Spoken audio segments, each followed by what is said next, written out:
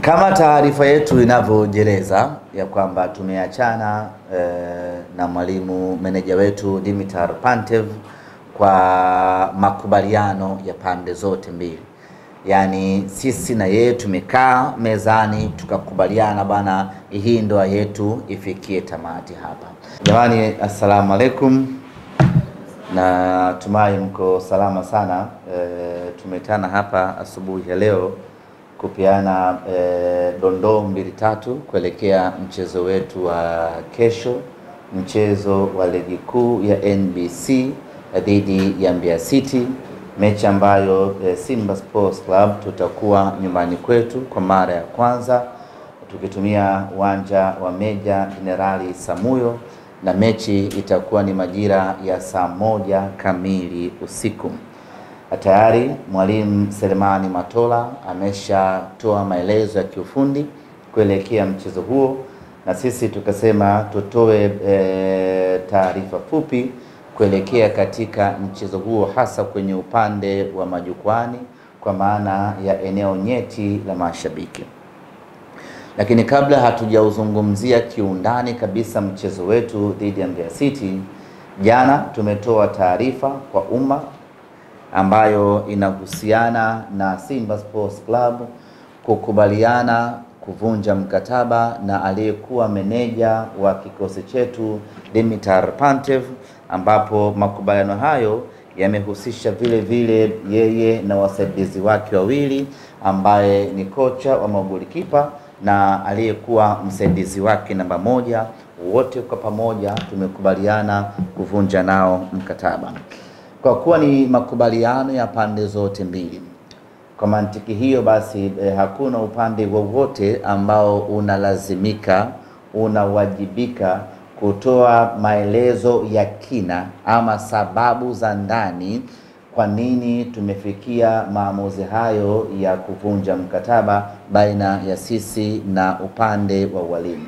Kwa mantiki hiyo basi, taarifa ambayo inapaswa kuwafikia mashabiki wetu wa Simba kupitia ninyi ndugu zetu waandishi wa habari ni kwamba ni makubaliano ya pande zote mbili. Wapo watu ambao wana shauku kubwa ya kutaka kufahamu sababu za ndani za kufikia maamuzi hayo, lakini tuseme tu ya kwamba ni makubaliano ya pande mbili, na hivyo hatuna sababu ya kutoka hadharani na kuanza kuelezea sababu ni 1, 2, 3 ya kufikia maamuzi hayo.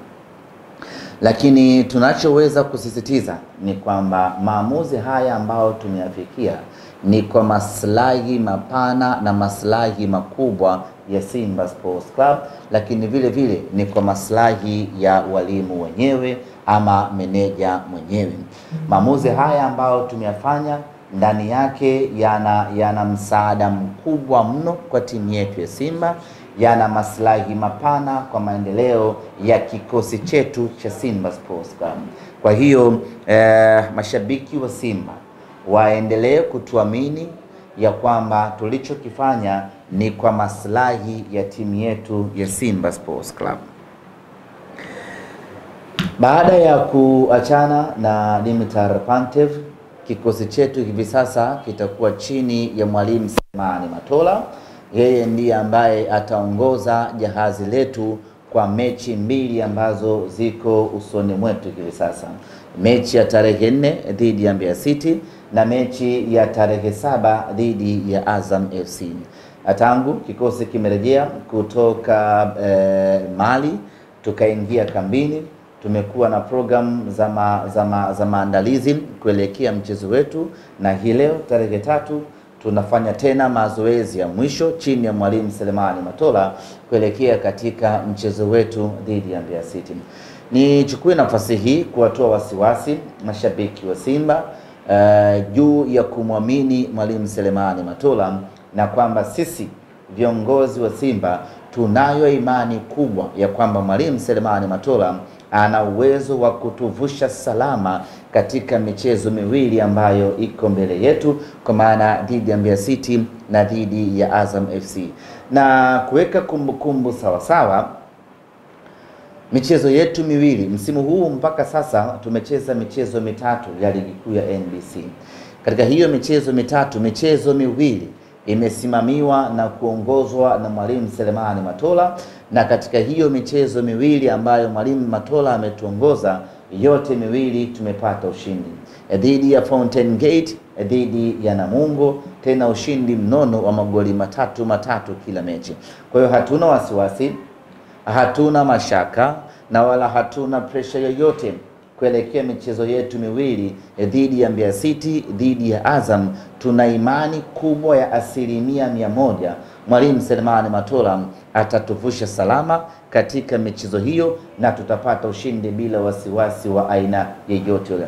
Kwanza, ana uzoefu wa kutosha, lakini pili, ana ujasiri usiomithilika, na tatu, ana vigezo vya kutosha vya kuiongoza Simba kupata ushindi katika michezo hiyo miwili. Katika ligi kuu ya NBC msimu huu mpaka muda huu, sisi ndio timu ambayo tuna matokeo chanya ya 100%. Tumecheza michezo mitatu, tumeshinda michezo yote mitatu. Nafahamu hivi sasa kuna vuguvugu la Simba baada ya kupoteza michezo miwili kwenye michuano ya kimataifa.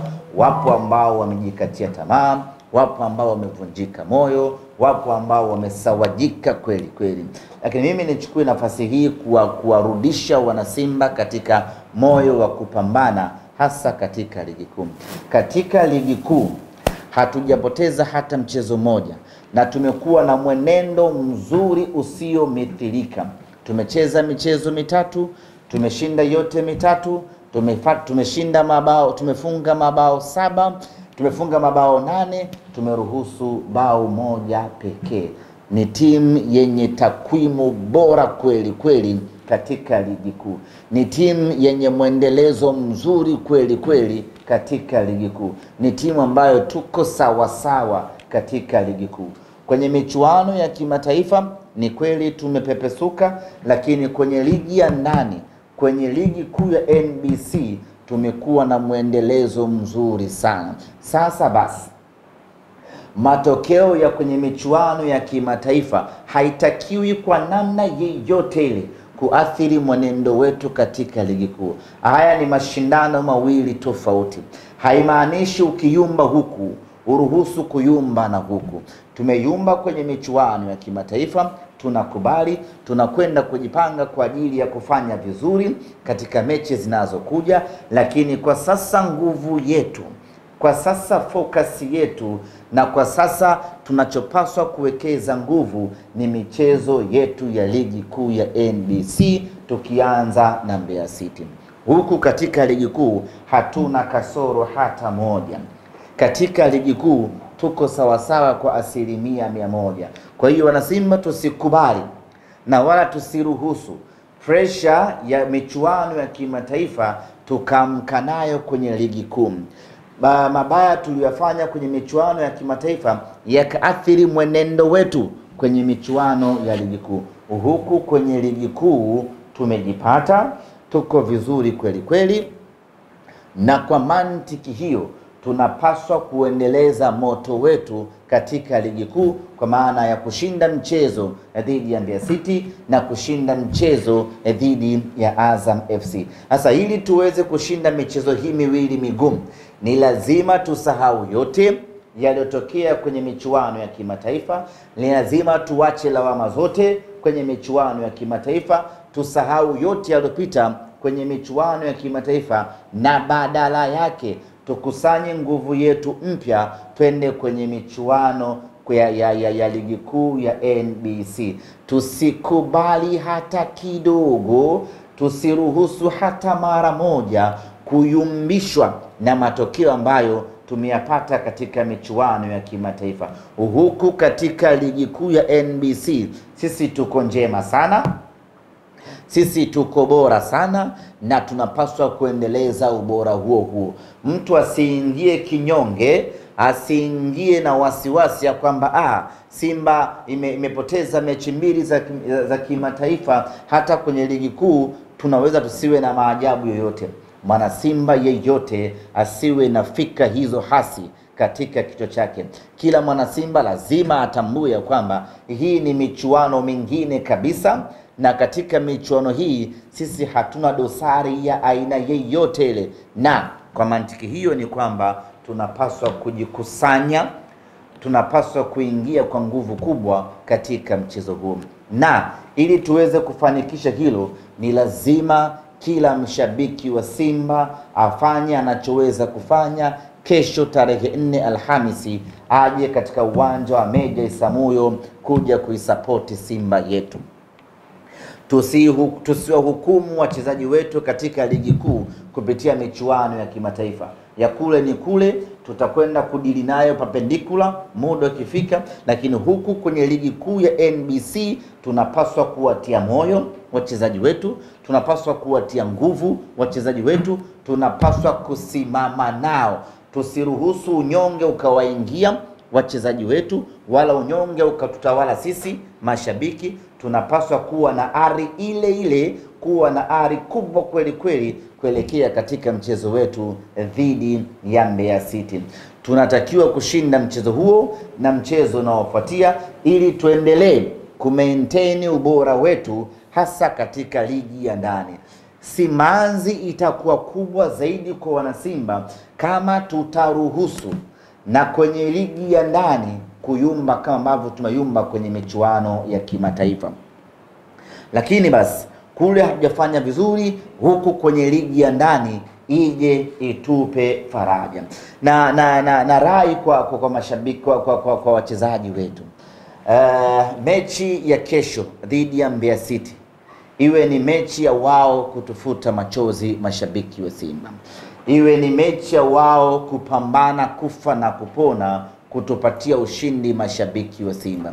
Weekend hii imekuwa mbaya sanjari na weekend iliyopita imekuwa mbaya kwa kupoteza michezo miwili mtawalia kwenye michuano ya kimataifa. Basi Alhamisi hii tunawaomba wachezaji wetu waende wakapambane wanavyoweza kupambana, waende wakashindane wanavyoweza kushindana, waweze wakajitoe wanavyoweza kujitoa, na Simba tupate alama 3, mpira mkubwa na magoli ya kutosha, ili wana Simba tufurahi kwa kupata ushindi huo na tusahau yale yote ambayo yamepita katika michezo iliyopita.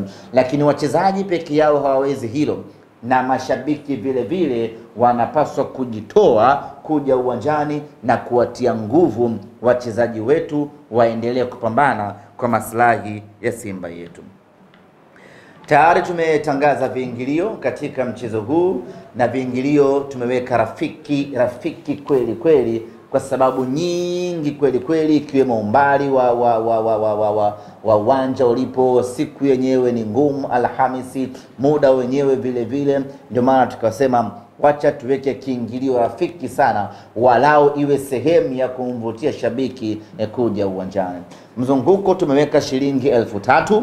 Tunaamini kila mwana Simba ana uwezo wa kumudu kuja uwanjani.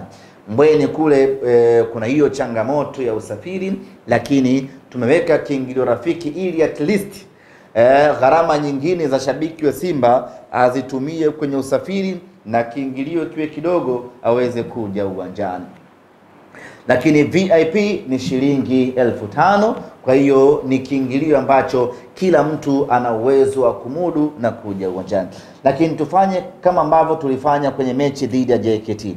Mashabiki wengi zaidi walikuja kwa mtindo wa pamoja, kwa maana ya kwamba watu walikodi gari, walikodi bajaji, wakaamua kuja pamoja uwanjani. Tukiwa na utaratibu huo inatusaidia kuondoa usumbufu kidogo wa kufika Meja Isamuhyo kule Mbweni. Kwa hiyo mimi nitoe rai kwa mashabiki wa Simba wanaoweza kukodi bajaji kwa pamoja. Mechi na JKT ile niliwaona wenzetu wa Kapu la Magoli wamekodi bajaji kutoka Tandika, wamekuja mpaka Mbweni kuja kuishangilia Simba. Wengine wamening'ania namna hii kwenye mlango, lakini wamekuja mpaka uwanjani kwa ajili ya kuishangilia Simba yao. Na matawi mengine ama makundi mengine vile vile walikuja uwanjani kwa mtindo wa pamoja, na hiyo ikasaidia kwa kiasi kikubwa kuwapunguzia adha ya usafiri. Na katika mechi ya kesho vile vile niwaombe mashabiki wa Simba tutumie mfumo huo huo, wale ambao wanaweza kujiorganize katika tawi kama vile tunaenda mikoani tu, mnachanga nauli yenu pamoja na kisha mnakuja uwanjani kuja kuishangilia Simba yetu. Mimi niseme kitu kimoja very important kwa mashabiki wa Simba.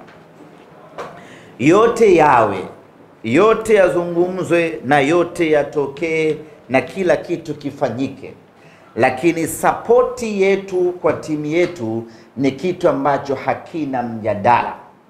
Support ya shabiki kwa Simba yake ni kitu ambacho hakihitaji compromise. Support ya shabiki kwa Simba yake ni jambo ambalo haliepukiki, kwa sababu Simba hii ni Simba ambayo tumeichagua, na kwa mantiki hiyo tuna sababu ya kuilinda. Kuilinda kwake ni kuipa support katika nyakati zote, hasa nyakati ngumu. Kwa shabiki wa Simba, vyovyote utakachokuwa unafikiria kichwani mwako, lakini swala la kuja uwanjani kuishangilia Simba yako ni jambo ambalo haliepukiki kwa maslahi ya Simba yako. Mechi ya Simba, mashabiki wanaopaswa kuja kwa wengi uwanjani ni mashabiki wa Simba. Uweze kusema mimi shabiki siendi uwanjani ukategemea watakuja mashabiki wa Mbeya City. Mbeya City haina mashabiki mjini hapa. Kwa hiyo mechi ya Simba, mashabiki wanaopaswa kuja ni mashabiki wa Simba. Nichukue nafasi hii kualika, kuwaita na kuwaomba mashabiki wa Simba waje kwa wingi uwanjani siku ya kesho, tuje tuishangilie Simba yetu, twende tukachukue alama 3, tuwe na mwendelezo mzuri katika ligi kuu ya NBC. Kwenye kuhitimisha, nihitimishe na taarifa kuhusiana na kocha. Jana tumetoa hiyo taarifa na kwamba mchakato wa kutafuta kocha mwingine tayari umeshaanza, na jambo zuri ni kwamba baada ya mechi na Azam FC tarehe 7 ligi itasimama na mashindano yote yatasimama mpaka hapo baadaye, mpaka mwezi wa kwanza tarehe 18 ambapo AFCON itamalizika. Maana yake ni kwamba tuna muda hapo wa kumtafuta mwalimu aliyekuwa bora na mzuri. Tutakapompata tukamkabidhi timu na mwalimu akawa na muda wa wiki isiyopungua 3-4 mpaka wiki 2-3 mpaka 4 za kufanya maandalizi mazuri na kutengeneza timu yake kuelekea mechi yetu ya tarehe 23 ama 21 ya ligi ya mabingwa barani Afrika dhidi ya Esperance. Kwa hiyo timing wise, kwa maana ya muda, ni mzuri mno hapa, kwamba una utulivu wa kutosha wa kutafuta mwalimu, na mwalimu ukampata, ukamkabidhi timu, akapata wiki 3-4 za kufanya maandalizi makubwa kuelekea katika duru inayofuata ya michuano mbalimbali. Yaani kwa fupi ni kwamba tuna kama ka pre-season kingine fulani hivi kinakwenda kupatikana very soon, ambacho hicho itakuwa ni advantage kubwa kwa mwalimu wetu mpya atakayekuja kuja kukaa na wachezaji, kujua tabia za wachezaji, kujua viwango vya wachezaji, ubora wa wachezaji, udhaifu wa wachezaji, na kutengeneza timu ambayo itakwenda kutupigania kwa msimu huu wa 2025 2026. Mimi nimemaliza. Kama kuna swali. Mbeya City ni moja kati ya timu zimedhihirisha kwamba zimekuja na ushindani mkubwa kwa NBC. Ndio maana mchezo wao dhidi ya wale title contenders hasa Yanga waliweza kutoa suluhu. Kwa hiyo nyinyi mnakwenda kucheza na Mbeya City aina gani? Tunaenda na vision aina gani ambapo hamna kuchakua sasa hivi Suleiman? Kwanza lazima tukiri kwamba kutana na timu zote ligi kuu, lakini usikutane na Mbeya City. Ni moja kati ya timu ambayo ina hulka na ina uwezo wa kucheza na timu kubwa na ikamdhibiti vizuri. Mbeya City ana uwezo huo, na hajaanza leo. Mbeya City ubora wake tangu miaka hiyo mpaka hivi sasa bado ameweza kumaintain. Anaweza akapepesuka, lakini ubora wake dhidi ya timu kubwa huwa uko pale pale. Ni ngumu mno kucheza na Mbeya City kipindi hiki, hasa na wao wakiwa wametoka kutimua kocha wao, na mara nyingi ama mara zote wa timu inapocheza mchezo wake wa kwanza bila kuwa na kocha waliyemtimua, huwa inakuwaga na mechi ngumu sana, ama inakuwa ni mechi ngumu sana, kwa sababu hapo kila mchezaji anajiona yuko huru kwenda kupigania nafasi katika timu yake hiyo. Kwa hiyo tutegemee Mbeya City kesho watatupa mchezo mgumu kweli kweli, kwanza kwa nature yao ya ugumu wao, lakini vile vile kwa aina yao ya ushindani waliokuwa nao na confidence waliokuwa nao. Kwa hiyo itakuwa ni mechi ngumu, lakini sisi tumejidhatiti na tumejipanga vilivyo kuhakikisha kwamba tunakwenda kupata matokeo mazuri katika mchezo huo dhidi ya wao. Na kwa kuwa ni makubaliano ya pande zote mbili na kila mmoja ameridhia kuvunja uhusiano huu, hatulazimiki, hatuwajibiki na haitakiwi pande yoyote kati ya hizi mbili kutoka hadharani na kuanza kusema tumeachana kwa sababu 1, 2, 3. Iheshimiwe na itambulike ni kwamba ni kwa maslahi ya pande zote mbili, na kwa sisi Simba Sports Club makubaliano haya ambayo tumefikia ya kuachana na mwalimu Dimitar Pantev ina maslahi makubwa mno kwa Simba Sports Club.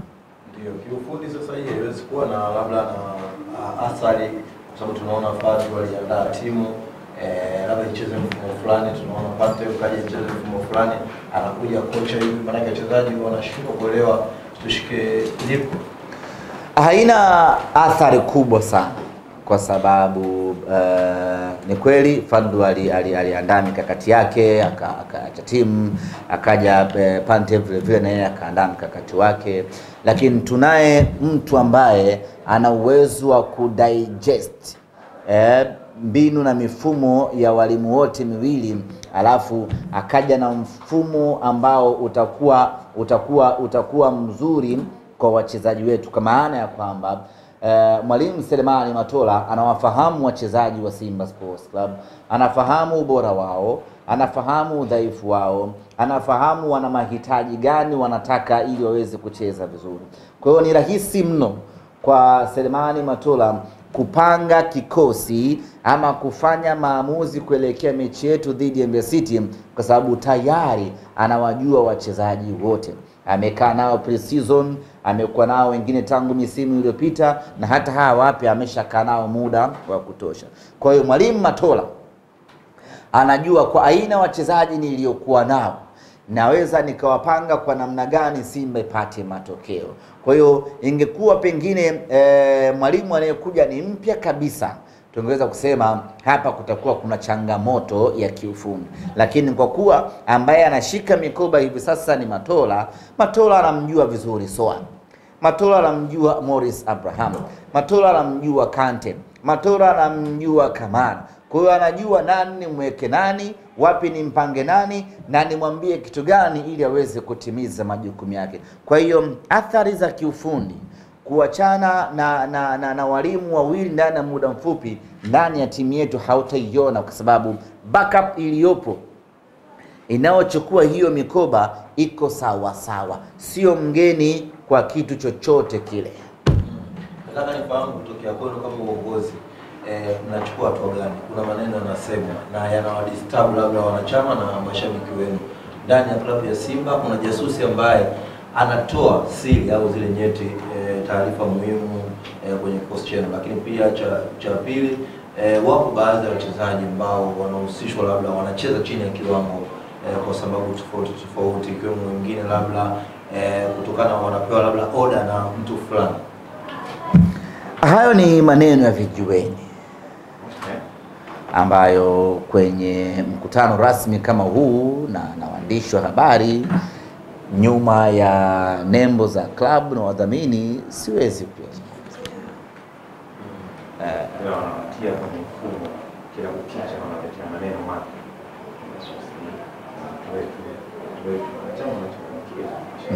Anachanganyikiwa, atakuwa alichanganyikiwa zamani tu. Ila mwana Simba thabiti hawezi kuchanganyikiwa na vitu vya kitoto kama hivi. Ni vitu vya kitoto. vya kitoto mtu maana hawezi kuchanganyikiwa na vitu vya hovyo vya watu wajinga hata kidogo. Unajua inategemea kitu nani kazungumza. Yani unaweza ukakichukulia kitu uzito nani kazungumza. Sasa ukiona mtu mwenyewe alozungumza ni kamtu tu hovyo watu anafurahisha genge na anafurahisha na hivyo anafurahisha genge au anafurahisha wajinga wenzie. Kwa unakuwa haushtuki mtu unachanja mbuga kwenda mbele. Vipi hiyo sasa kuhusiana na wachezaji chini ya viwango, kwa sababu hiyo imekaa pia kwenye ufundi zaidi, kwa sababu ukiangalia katika michezo ambayo Simba amecheza ni michezo ana dominate game, anapata nafasi nyingi za wazi hata 7, lakini anashindwa kuzitumia. Kwanza niseme kitu kimoja na hii ni muhimu sana kwa wana Simba. Sio kila timu inapopoteza kuna sababu za nje ya uwanja. Sisi bahati mbaya sana mpira wetu tumeuwekeza sana nje ya uwanja na sio ndani ya uwanja. Na ndio maana sisi timu ikipoteza cha kwanza huwa tunakimbilia nje ya uwanja. Na ndio maana ni rahisi mtu kuambia Benjamin Mkapa ina 1, 2, 3. Kwa sababu sisi tumewekeza zaidi kwenye fikra za nje ya uwanja badala ya kuangalia ndani ya kiwanja pengine kuna changamoto gani. Kwa hiyo sio kila timu inapopoteza basi kuna changamoto ya nje ya uwanja. Wakati mwingine mnapoteza mechi kwa sababu za kiufundi za ndani na ndani ya uwanja. Kwa hiyo hili ningependa kuwafikishia mashabiki wa Simba ili wawe na mtazamo ulionyooka na wakiwa na mtazamo huo inaweza kuwasaidia kupunguza baadhi ya pressure ama kutozungumza vitu ambavyo wakati mwingine vinakuwa ni vya upotoshaji. Kupoteza mechi kuna sababu nyingi, inawezekana sababu zikawa ni za nje ya uwanja ama za ndani ya uwanja. Lakini sio kila ukipoteza basi kuna changamoto ya nje ya uwanja, kuna viongozi, kuna nani, sio uwanja, sio kitu gani. Hasa yeye mtu anakuambia kwa mfano Benjamin Mkapa hautufai. Unaenda wapi? Unaenda wapi? Unaenda Zanzibar. Na huko ukiona pakufai unaenda wapi? Kirumba. Kwa hiyo lazima wakati mwingine tutumie tu maarifa ya kawaida. Kwa hiyo Simba Sports Club ni timu kama timu nyingine. Kuna wakati lazima itapoteza, kuna wakati lazima itapitia wakati mgumu kama ilivyo katika maisha ya kawaida. Hatuamini kama kuna mchezaji anacheza chini ya kiwango, ila tunaamini kwamba kuna wakati mchezaji anaweza asiwe kwenye ubora wake. Hayo ni mambo ya kawaida, binadamu anapanda, binadamu anashuka. Kwa hiyo mchezaji kukosa magoli si ndio bwana ni jambo la kawaida mno. Kuna mchezaji mmoja hivi anakosa sana magoli sana mpaka wakamchangia hela ya kumotivate. Naye kwenye ligi yetu naye yule alikuwa anacheza chini ya kiwango anatumwa na nani? Kwa wakati mwingine mambo yanatokea kwenye.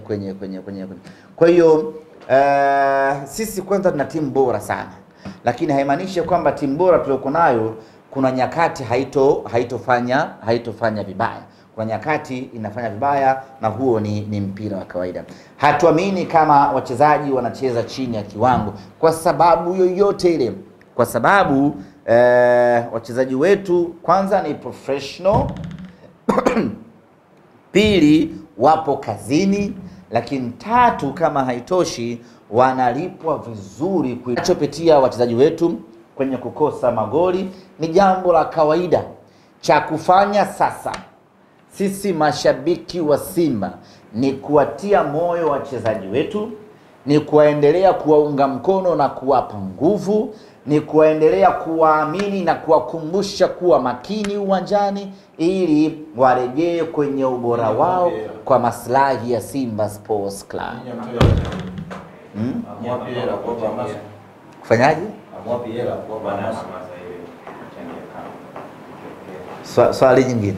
Bwana, mimi nahitaji nifahamu kwa namna ambavyo sasa mmecheza mechi mbili kwenye za makundi kwenye ligi ya mabingwa. Ukiangalia Simba Sports Club ina nafasi ya kufanya namna ambavyo inafanyaga, kwa maana kufika robo finali. Yaani kweli tumepoteza mechi mbili kwenye michuano ya kimataifa, imeshtua kidogo, lakini si jambo jipya kwenye maisha ya Simba Sports Club.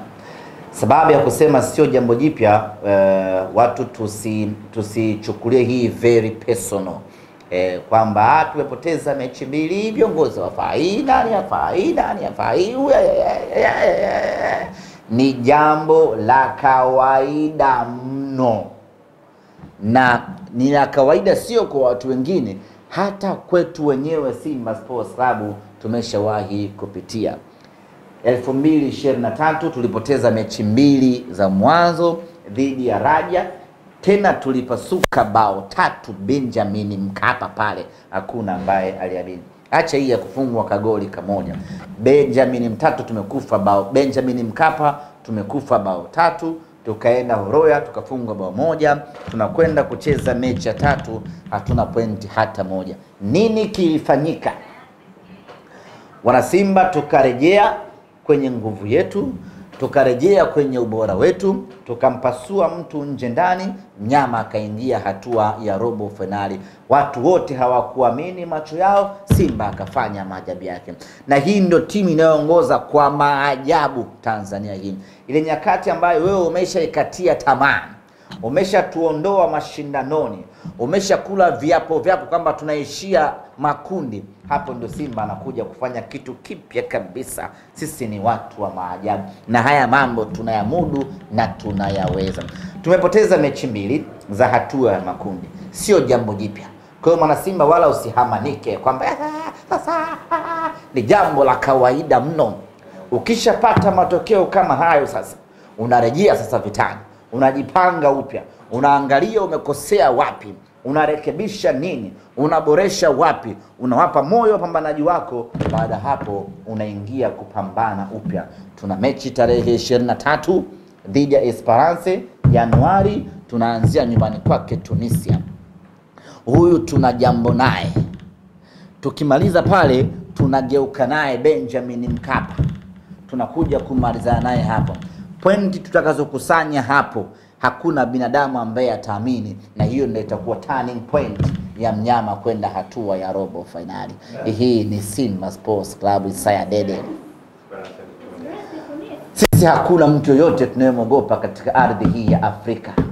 Tushamfanya kila mtu vibaya Afrika hii. Hakuna yoyote ambaye hajui machungu ya Simba Sports. Tena Simba ambayo inataka kuamka mahala kwenda mahala pengine. Kwa sisi wala hatuna wasiwasi. Tunajua tutaamkia wapi, tutaibukia wapi, na mnyama atafika na kutaka kufika. Wala hatuna mashaka katika hilo. Labda Mwenyezi Mungu tu awe hajapanga mwaka huu mnyama aende robo finali, lakini kwa juhudi za kibinadamu mnyama anatoboa mapema tu kwenda hatua inayofuata. Tunajua nini tunapaswa kufanya, na ndio maana huu muda huu tunautumia vizuri kufanya marekebisho hapa, na tayari tumeshaanza kufanya marekebisho na maboresho hapa. Tutakaporejea kwenye ligi ya mabingwa Afrika, sisi tutakuwa ni viumbe wapya kabisa, na kila mmoja tabaki Lakini mpaka sasa hivi nyinyi ndio wagao utamu wa kundi. Utamu ni mechi ya 3 ndio unaingia kwenye mpaka hiyo mechi ya 3. Mechi ya 3 mechi mbili huwezi kuita utamu. Bado nyinyi si wagao. Bado. Utamu ni mechi ya 3. Ukipoteza mechi 3 ndio ngao utamu. Exactly. Lakini mechi mbili bado, mechi mbili ni kufungwa tu. Kwa sisi bado tuko sawa sawa. Wewe ndio miongoni mwa binadamu wenye roho ngumu zaidi. Kwa sasa sasa hivi nikiangalia hata baadhi ya wasemaji wenzako wanasema shughuli nyama tayari ametoka hiyo hifadhi, lakini inaonekana bado ni binadamu mwenye roho ngumu. Ningekuwa naisemea timu nyingine, Okay. Ningekwambia sisi shughuli yetu imeishia hapa. Yaani ningekuwa mimi hata ni msemaji wa Bayern Munich, ningekwambia kwa kuwa tumepoteza mechi 2, Bayern haendi robo finali ya ligi ya mabingwa. Kauli hiyo utasema labda mkiwa mmepoteza mechi. Lakini kwa kuwa ni msemaji wa Simba, naisemea Simba Sports Club, tumepoteza mechi 2, ninakwambia bado Simba ana nafasi. Yaani timu yoyote ile tofauti na Simba ndio ingekuwa timu nyingine yoyote ile, mpaka sasa ameshadondoka mechi 2. Madrid. Hata Madrid una uhakika, una ruhusa ya kukata tamaa. Lakini Simba Sports Club sisi bado tunayo matumaini makubwa. Hasa mimi bado nayo matumaini makubwa ya mnyama kufanya. Na anasema, naweka akiba hapo, labda Mwenyezi Mungu muumba mbingu na ardhi au ameshasema bana, Simba mwaka huu fanyeni mnavyofanya, hamtoboi makundi, hapo nitakubali. Lakini kwa juhudi za kibinadamu za nyang'anyana tonge, mnyama anakwenda robo finali jana. Nakwambia Simba naijua. Yuko wapi Kibu? Kibu Dennis alipata msiba na akapata likizo kwa ajili ya msiba kwa mujibu wa kanuni za utumishi wa umma, na sasa ameshamaliza likizo yake ya msiba, anarejea kazini kuja kuendelea kuitumikia Simba yake. Yuko mjini ama anarejea? Asharejea, yuko mjini hapa. Mchakato wa kutafuta mwalimu mpya umeanza. Anayekuja naye atakuwa meneja mkuu au atakuwa kocha? Subiri aje sasa. Mbona unatangulia siku? Subiri aje. Tukishampata tutawaambia huyu sasa ni nani, ni kocha, meneja. Mechi na Express mnacheza Januari, na Januari kama sijakosea ni kipindi cha dirisha dogo.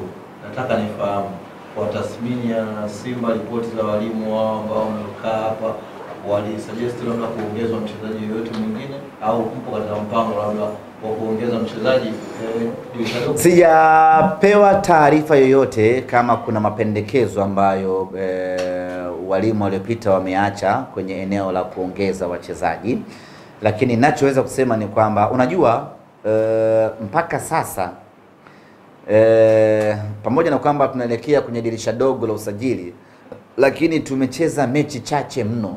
Tumecheza mechi 3 tu za ligi kuu na tumecheza mechi 2 tu za group stage. Yaani kiujumla ni kwamba msimu huu tumecheza mechi 5 tu. Toa zile qualifier. Tumecheza mechi 5 pekee. Katika mechi 5 hizi ni ngumu mno kufanya assessment ya kwamba huyu afai, huyu nimuongeze, huyu nifanye kitu kama hicho. Kwa hiyo tusubiri mapendekezo ambayo yatatolewa, na uzuri tuna watu wetu wa ufundi ndani ya Simba hii watafanya hiyo tathmini, kisha tutakwenda kwenye dirisha dogo kama kuna wa kumuongeza, kama kuna wa kumnyoa, lakini tutafanya maamuzi yaliyokuwa sahihi ili kuiongezea makali Simba yetu. Na Simba sisi msimu huu mimi nadiriki kusema kwamba msimu huu tuna timu bora kuliko nyakati nyingine yeyote ile. Yaani Simba ya safari hii imekamilika kwa 100% sana. Safari hii tuna timu ya maana kweli kweli. Tuna timu ya daraja la juu haswa. Ukiangalia golini tu, acha pale kwa kina Kamara, Abel pamoja na Yakub, lakini njoo kwenye upande wa mabeki. Tuna mabeki bora ambao kusema na ukweli wa Mungu hakuna timu yoyote ambayo ina aina ya mabeki sisi tuliokuwa nao.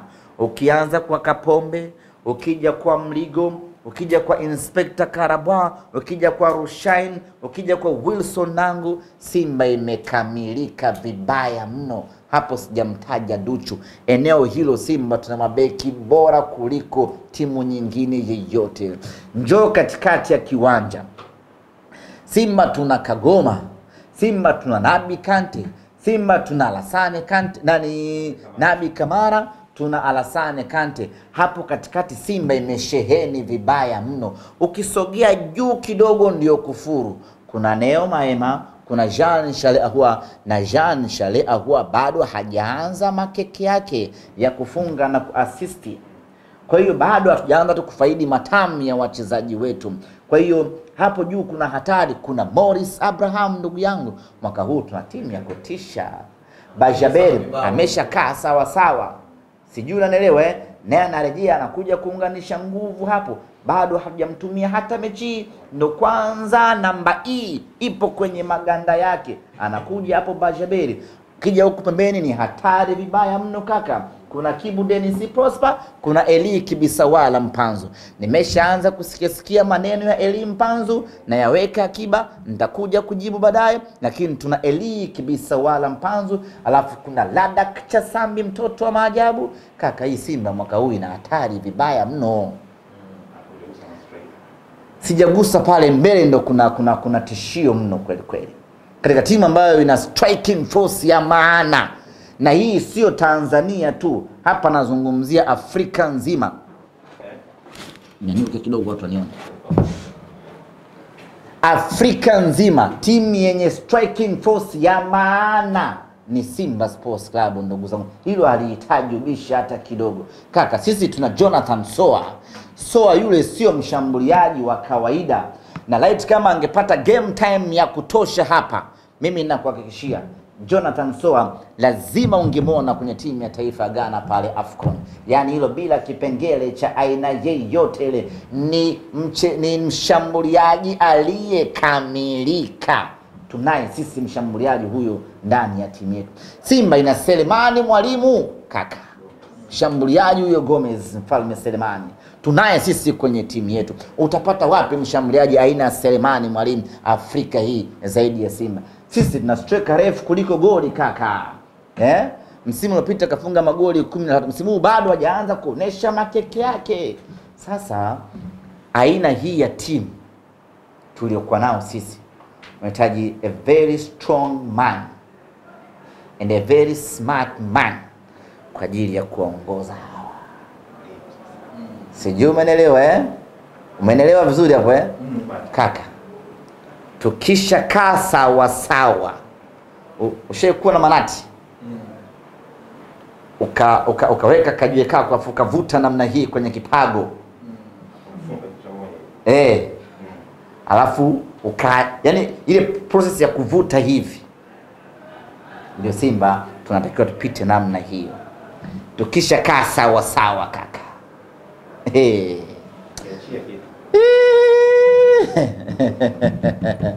Fumbeni macho tuombe. Tumalize. Shafuma macho. Au tumeenda